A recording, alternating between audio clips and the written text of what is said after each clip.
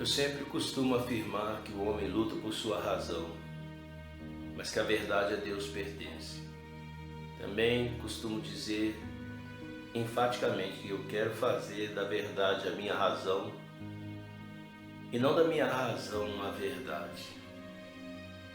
E para mim a verdade absoluta está, senão, nas Sagradas Escrituras. É a verdade absoluta. Ainda esta semana, no decorrer desta semana que passou, houve um grande embate acerca de uma determinada religião que foi tida como seita. A proposta aqui não é fazer de juízo de valores sobre essa ou sobre aquela religião. Por isso é que eu afirmo que o homem luta por sua razão,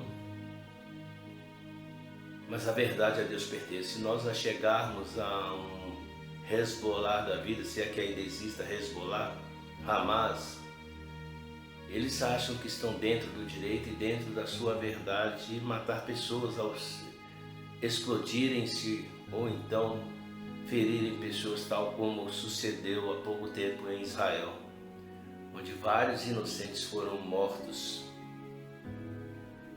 Por isso é que eu volto a repetir de forma redundante que o homem luta por sua razão, mas a verdade pertence a Deus. Nietzsche acreditava que Deus, na sua filosofia, apregoava o racionalismo, a existência do nada. Eu não aprofundei muito sobre isso, mas tudo que eu posso dizer é que ele, em suas teses, de certa forma afirmava que Deus está morto. E eu, antagonicamente, eu afirmo que se Deus está morto, leve-me à sepultura, porque sou a prova viva da sua existência. Como a questão foi sobre um dos nossos pastores, por que digo dos nossos pastores? Porque a veia de pensamento dele já parte para o protestantismo. Ele disse algo a respeito de uma igreja adventista do sétimo dia. Existe um homem muito conhecido que se tornou uma pessoa emblemática, um arqueólogo. Esse arqueólogo o rebateu veementemente. Novamente eu volto a repetir, a questão aqui não é querer fazer juízo de valores, mas sim levar as coisas para uma só ótica, para que através dessa ótica, ou através desse prisma, nós possamos avaliar as coisas como elas são. E por isso é que eu sou redundante também em afirmar que o paradigma não é outro senão isto. Eu não posso basear a minha vida em sonhos, em planos. E para não fazer juízo de valores, eu gostaria de ler um texto que veio-me a esse respeito. Eu até postei. E eu sei que ainda que eu seja uma pessoa anônima, eu não quero defender a minha religião, ou por que não dizer a minha igreja. Eu quero defender a verdade. E enquanto a minha igreja estiver bem embasada no que aqui está, ainda que haja algumas divergências, mas enquanto nós estivermos embasados nisso aqui, ou seja, só a Escritura, terá o meu apoio. Serei subserviente não ao meu líder, porque ele não buscou algo, ele não busca nada mais, nada menos do que embasar a sua filosofia de vida nas Sagradas Escrituras. E o texto eu intitulei de A Suprema Verdade. E no texto está testificado o seguinte: basear-se em conceitos secundários advindo de interpretações particulares, ainda que milenares, fomenta uma filosofia um tanto subjetivista, o que difere da superlatividade de um paradigma cônscio e ilibado.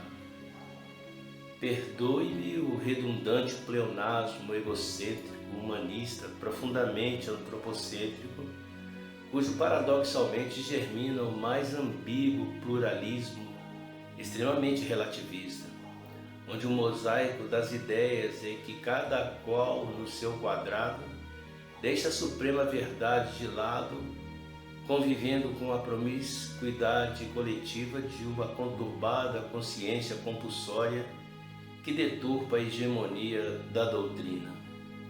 A verdade absoluta é análogo à nascente de uma fonte inesgotável, de pura e límpidas águas, mas que no decorrer do seu percurso, paulatinamente vai se poluindo à medida em que nela se implementam nocivos elementos que em nada condizem com a pureza de sua essência. Mas o que é a verdade absoluta?